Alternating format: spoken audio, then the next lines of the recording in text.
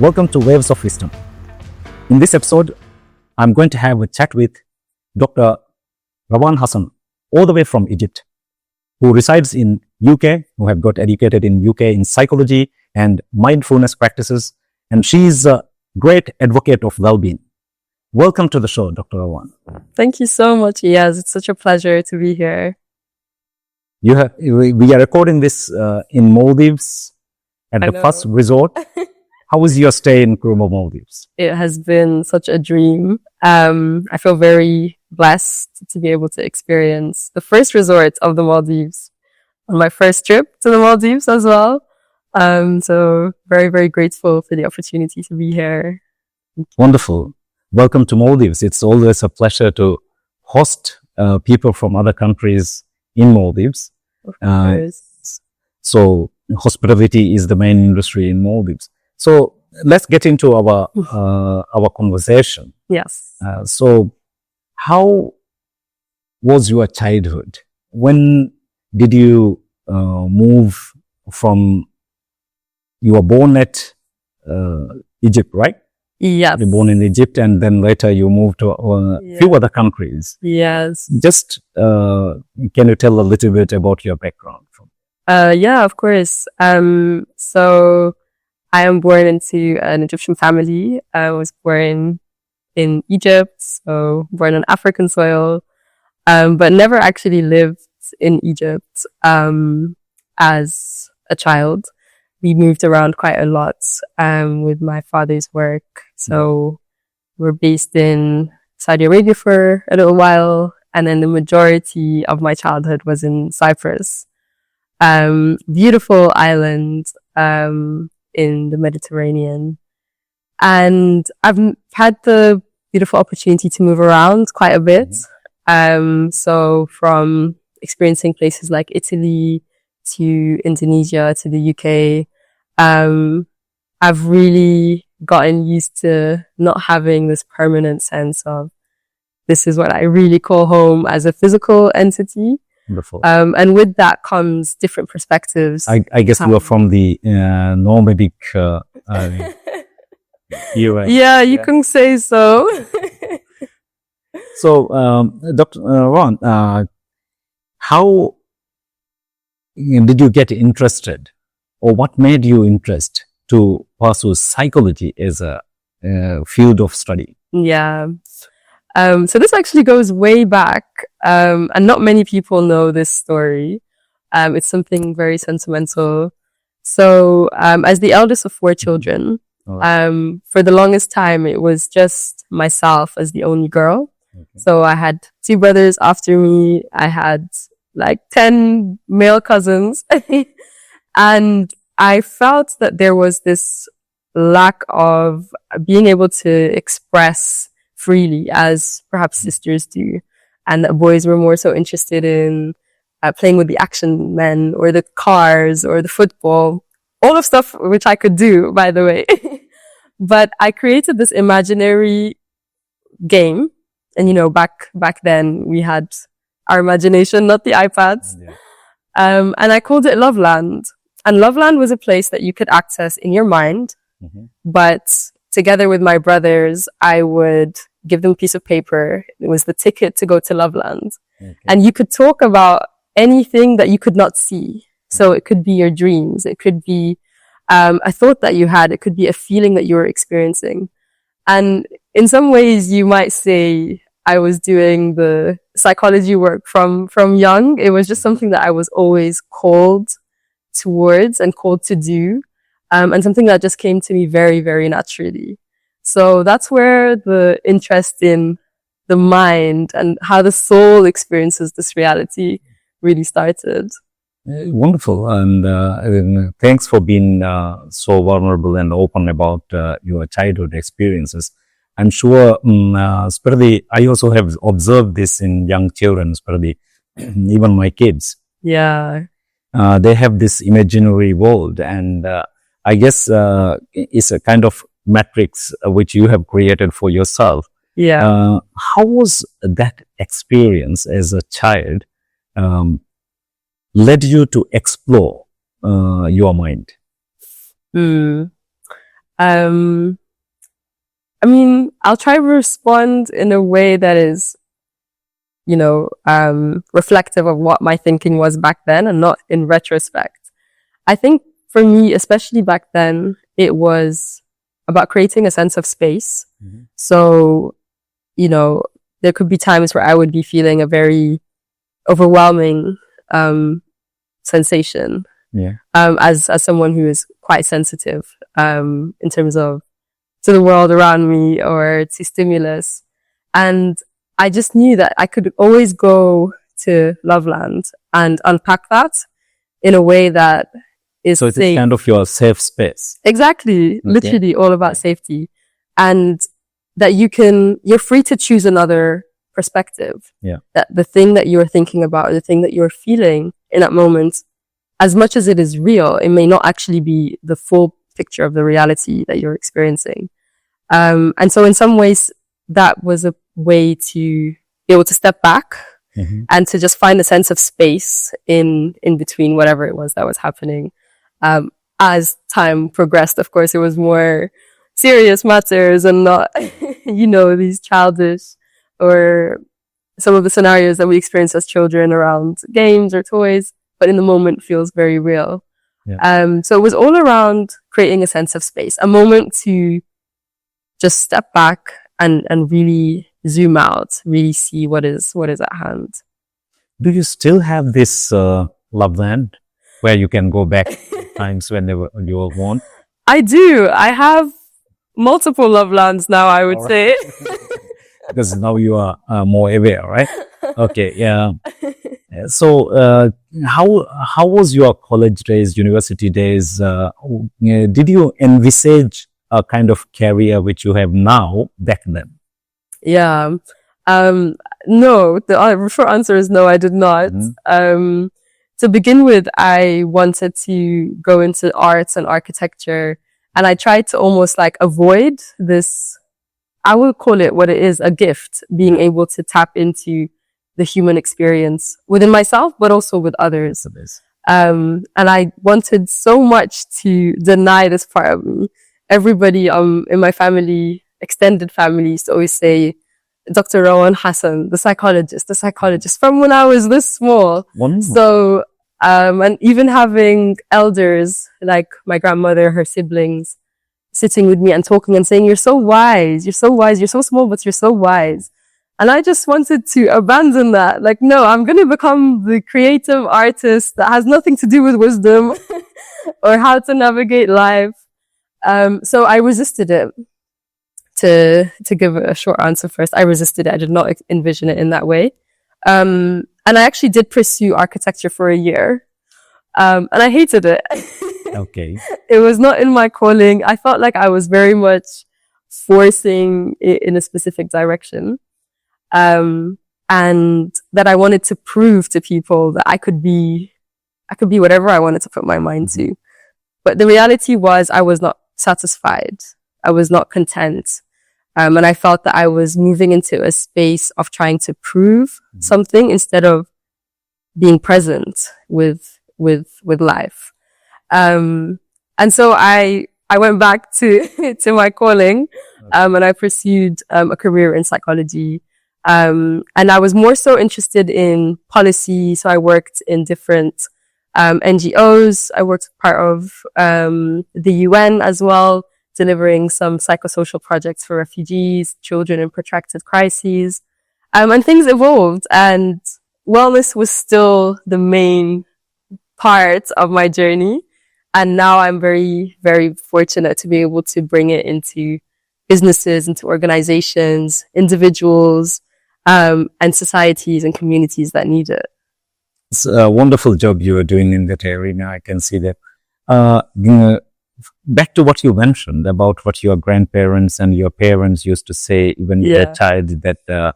Rawan Hassan, the psychologist, was that branding or that that expression of or their expectations led in any way to brainwash you or to for you to feel that this is something I have to? Was it a pressure or anything like that? Yeah, it's a very valid question to contemplate on. correct me if this is also the same in Maldivian culture, but in African culture or the community that I grew up in, there was like a pressure to, you're either going to become a lawyer, an engineer, or a doctor. Like those were the esteemed titles. I think in Maldives also there were a few as we progress, because our higher education started only in last few couple of decades compared to Egypt, which has been I think from many centuries. Right? Yeah. So even our first batch of highly educated people actually studied in Egypt. In Egypt as well. So there's a lot of connection between Egypt and Maldives in that sense as well. So given what the knowledge and experience you have in psychology now, you think it is a good idea to actually label or brand children from childhood and so that they will follow their expectation, or is it better to keep their minds open rather than labeling them in any area or anything like that from childhood? I mean, there's pros and cons to both. Yeah. My personal opinion on the matter is recognize what gifts or strengths your child has, and celebrate that. Okay.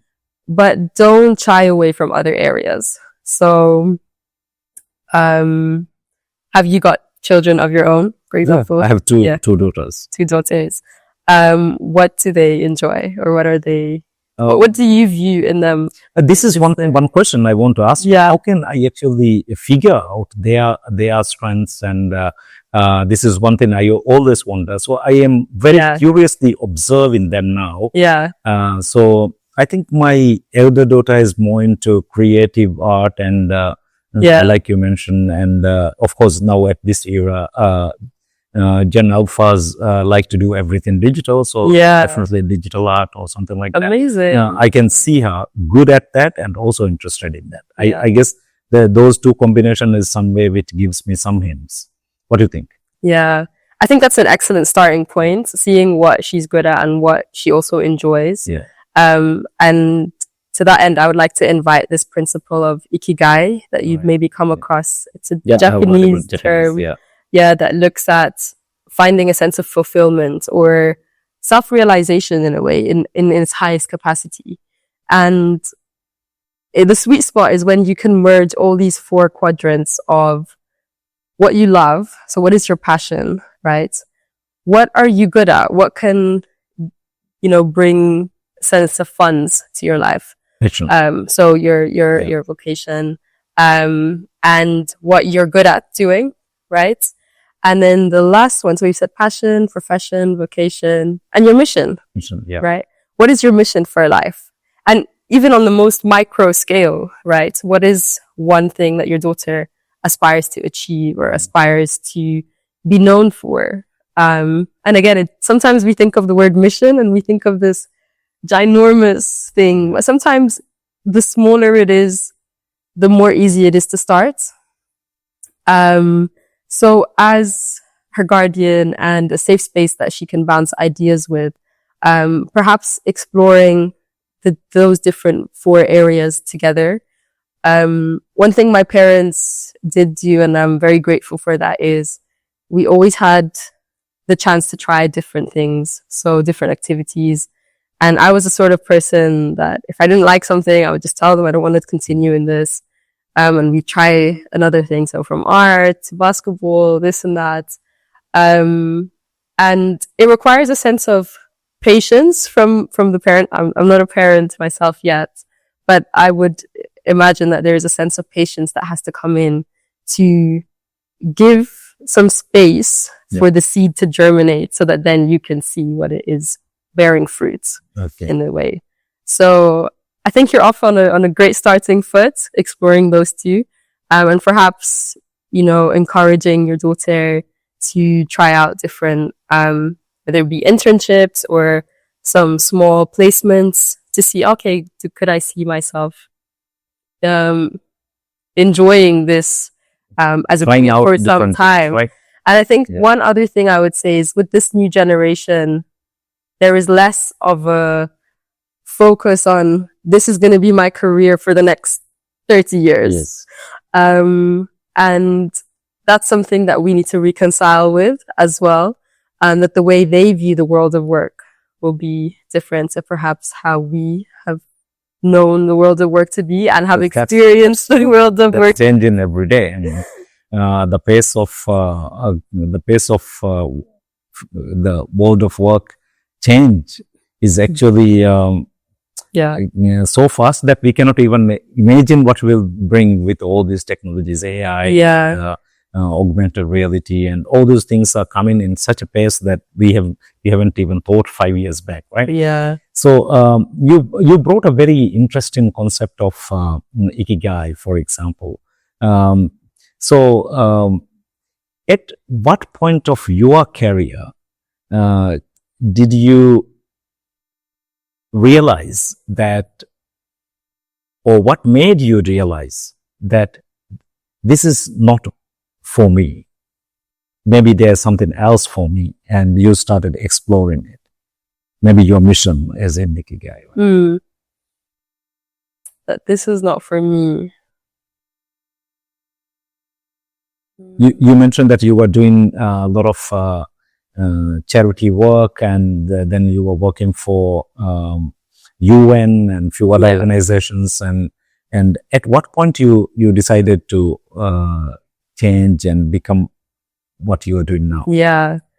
So it wasn't necessarily very planned.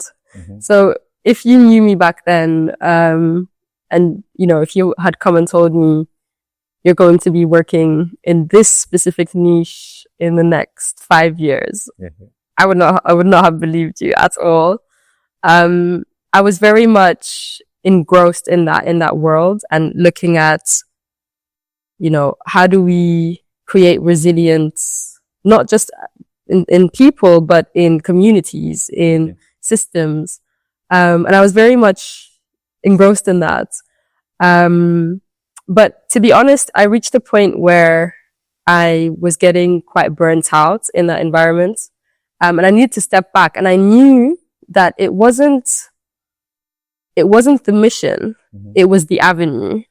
So hear me out on this one, because some people might have different perspectives to this.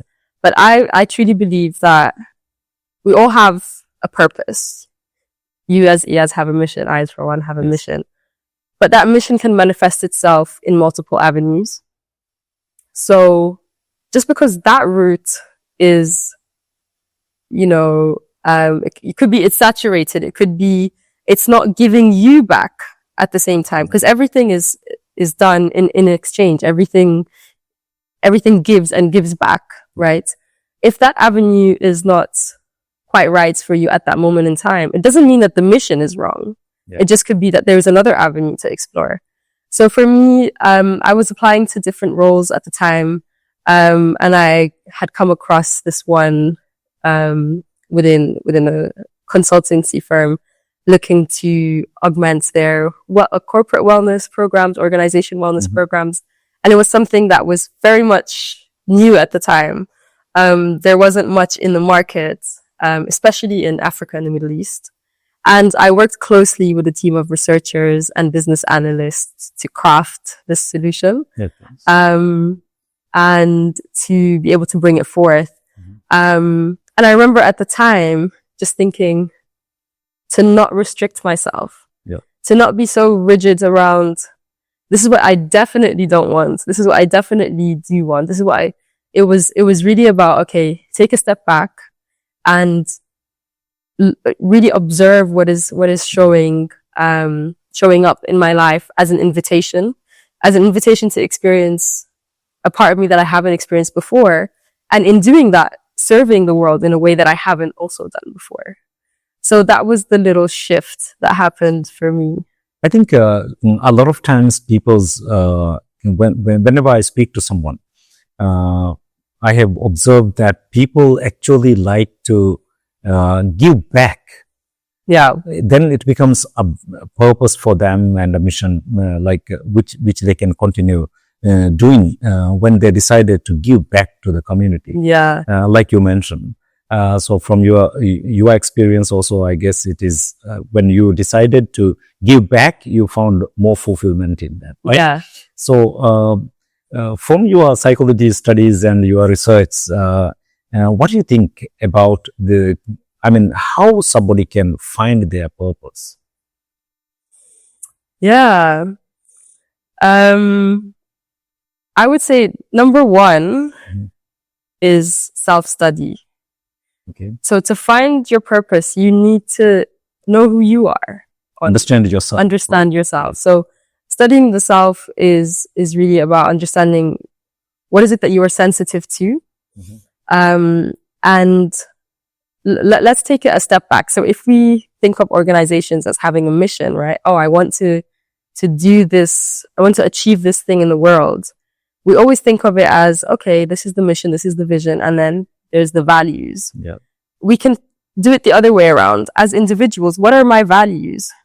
What is it that if this thing is violated, a part of my core feels like it's not at ease, or that it's broken, or that it's been poked at. So you're saying value is an important aspect of realizing the passion, right? Because, and realizing so somebody's passion cannot be outside their circle of, or their values, right?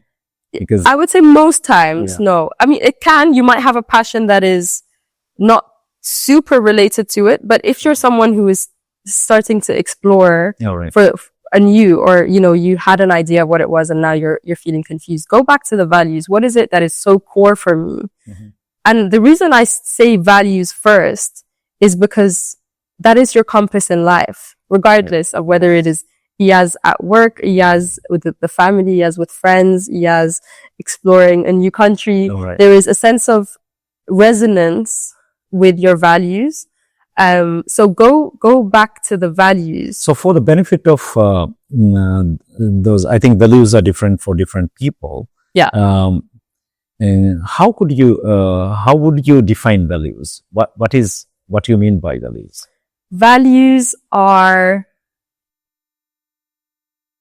the things that are important for you to experience contentment in your life. So let me give an example. Some of my values are authenticity and integrity. So in other words, can we say it is something which you will not leave, or you will hold on to no matter what, right? Yes. And if you are faced with situations where you need to be in complete opposition to the value, you experience a high sense of discomfort. So you're not going to, have a complete breakdown if you're not living within the value system, but you'll feel a constant sense of discomfort. So you want to live a life that is aligned, because the more in alignment you are with yourself, the more in alignment you can be with the mission, the more in line you can be with the purpose. So for me, I look at this word alignment as a really key thing. How can you be in alignment with what is important to you as a person? And sometimes you're not entirely sure. Okay, I don't know what is important. Okay, the basic things: honesty, trust, being kind. Okay, go deeper.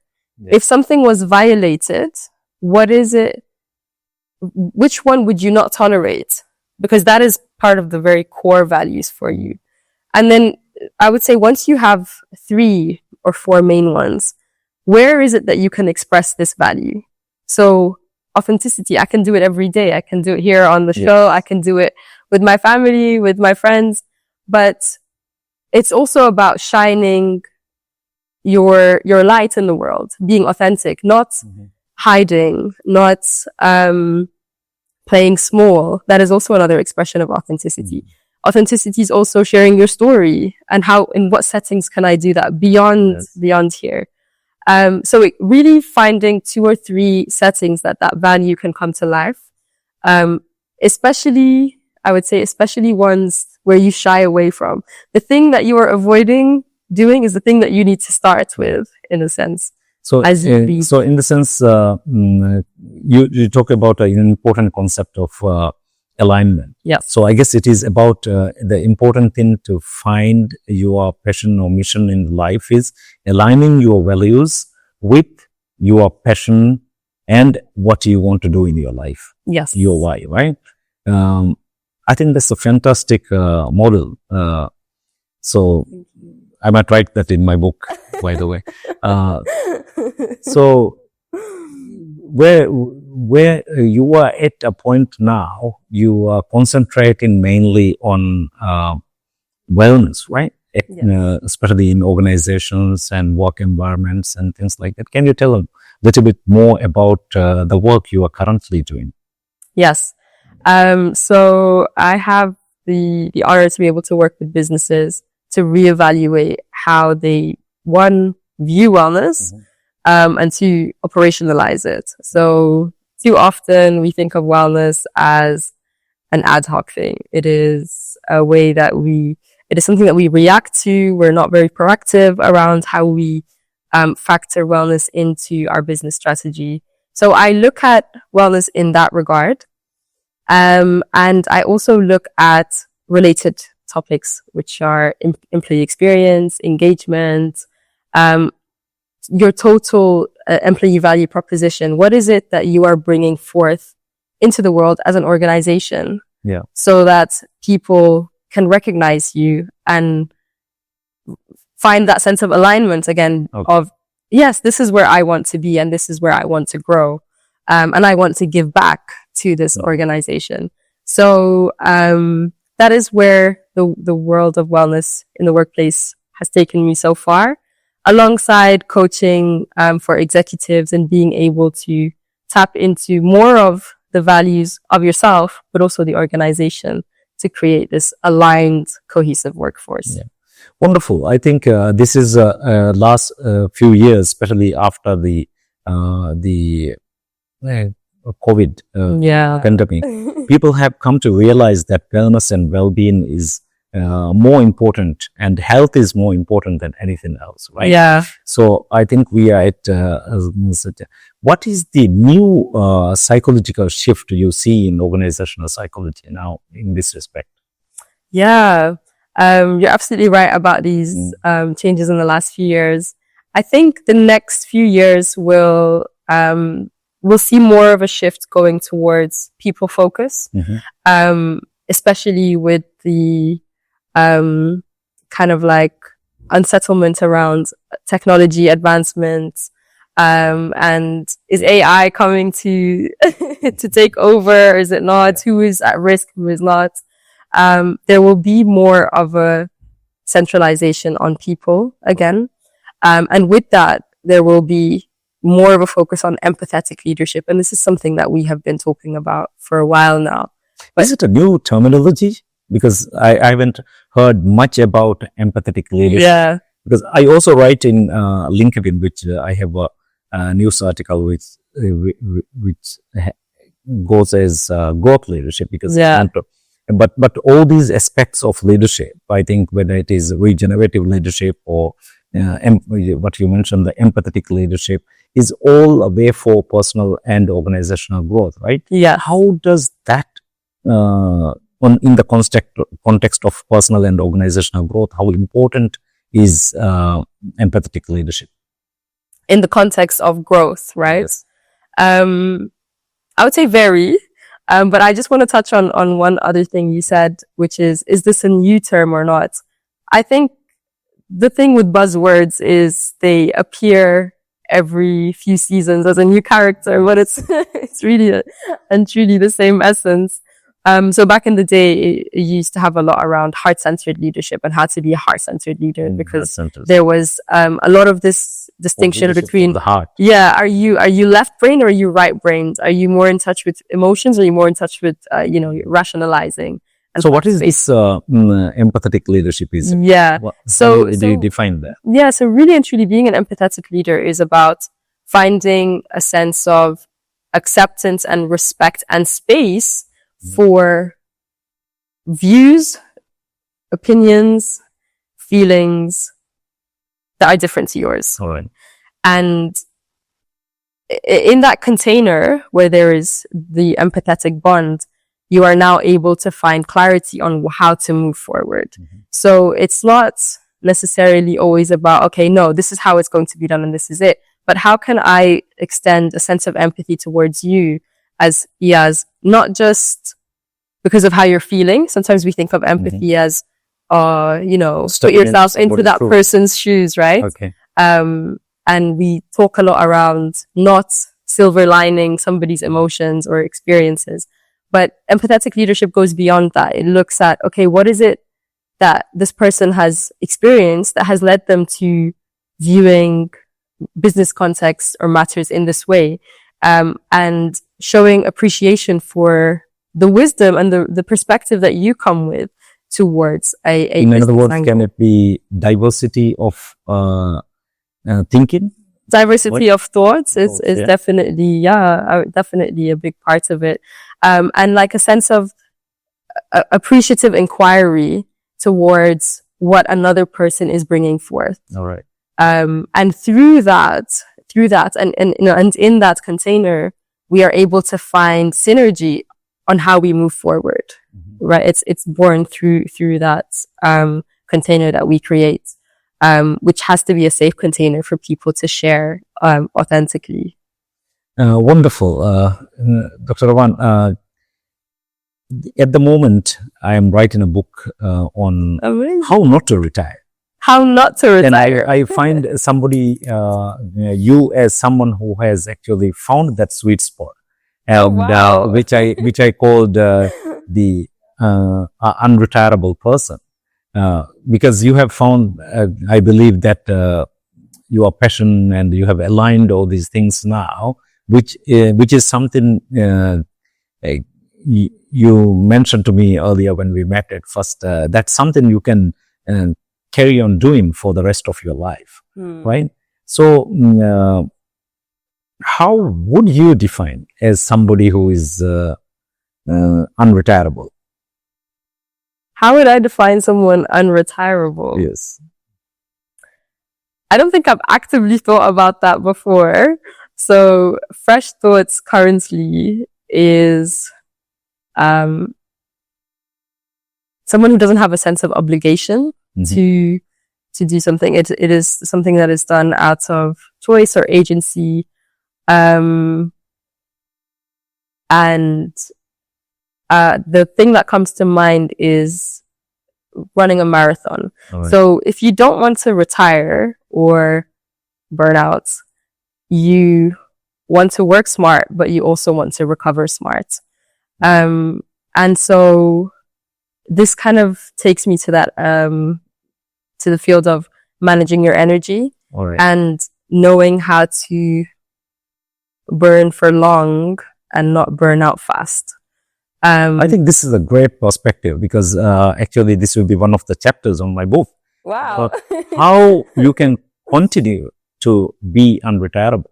Yeah. Because sometimes, we have this misunderstanding of today I have found this passion and I can hold on this for forever in my life. But sometimes after a decade or so, you might say, this might not be still that thing. Yeah. We might have to. So I think that is perfectly all right. But the most important thing is when we are working at a time, we are working, like you mentioned, managing our energy and focusing and keep focusing on what we are doing right now and also aligning it with our values and yes. Yeah.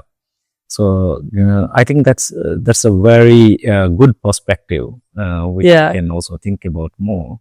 How do you define it currently, being unretirable? I think the message which I want to give across is find your passion. Once you have identified your passion and your purpose, if you align those two and then continue practicing that, then you don't have to actually retire or work, because a lot of times, because this concept of retirement is something which is started a few centuries back with the industrial age, right? Yeah. When people were doing physical labor and something like that. But today we are at a stage that if you keep your mind healthy, if you, I think this again resonates very much with the kind of work which you are doing.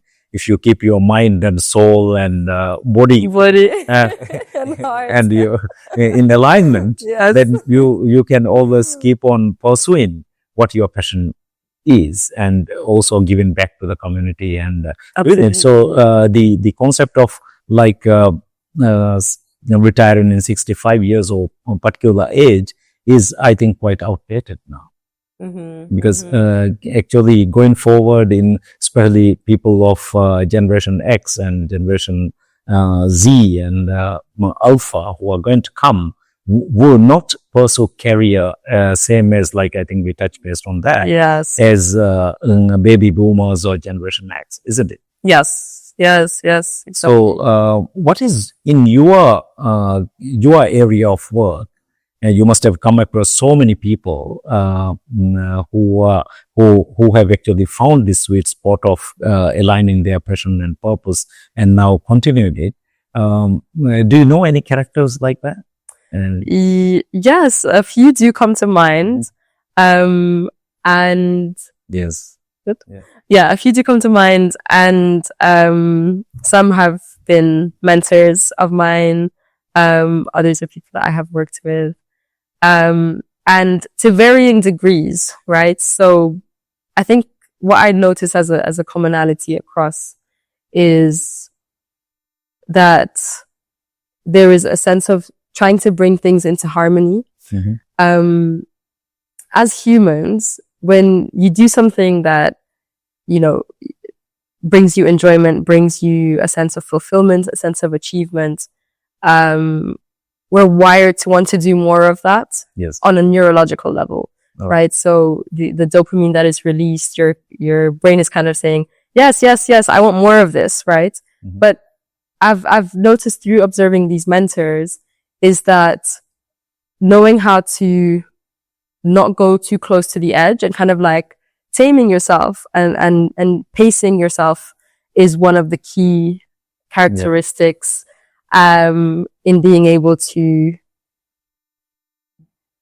experience longevity. So that is one key thing that I do see.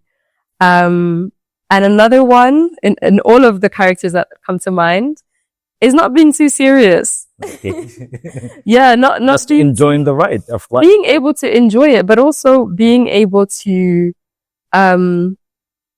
we have this proverb in Egyptian Arabic that says, laugh to life, and life will laugh back with you. And it is a sense of there are ups and downs, right? There's highs and lows, but how you perceive what it is that you're experiencing, and how much presence you can hold for those highs and lows really determine your ability to move through life in a way that feels good. On a mental, on a physical, that's a wonderful, I think, wisdom from Egypt. I think Egypt will have a lot of wisdoms. Can you, before we go into that, about wisdoms, can you give one technique or one tool which somebody can use to actually align or live in this harmony, what you just mentioned? Yeah. Okay, if I were to give you just one tool, command your energy at the beginning of your day. All right. So, too often we start our days and we just flow into whatever the energy of the day is. I really invite everybody watching this, everybody listening to this, to take just as little as 5 minutes before they get into any action of the day, and just reflect on what it is that you want to bring into the day and what you want the day to give you as well. And this can be done by writing things down. It can be done just in silence. You might be outdoors, but take a few moments to really breathe and slow yourself down, and focus on the intention of the day. Again, intention commands so much. Basically setting an intention for the day. Yes, and checking in with yourself as well, because that is part of it. Knowing that, okay, this is my intention for for the day, but today this is what I am feeling. So how can I show up in a way that honors the intention, but also honors my state? All right. So taking that pause, and even if you forget to do it in the morning, when you do remember, even if it is at, 11:47 a.m., Yeah. take a pause, 5 minutes. Okay, return to your center. What is the intention for the day? What is the intention for the day? And what is my state? So being able to check in with yourself. I think this is an invaluable tip for our listeners as well. So as the theme of this podcast goes, as waves of wisdom, you already given one wisdom from the Egyptian proverbs. Is there any other wisdom which you like to share with our audience? Just a general theme.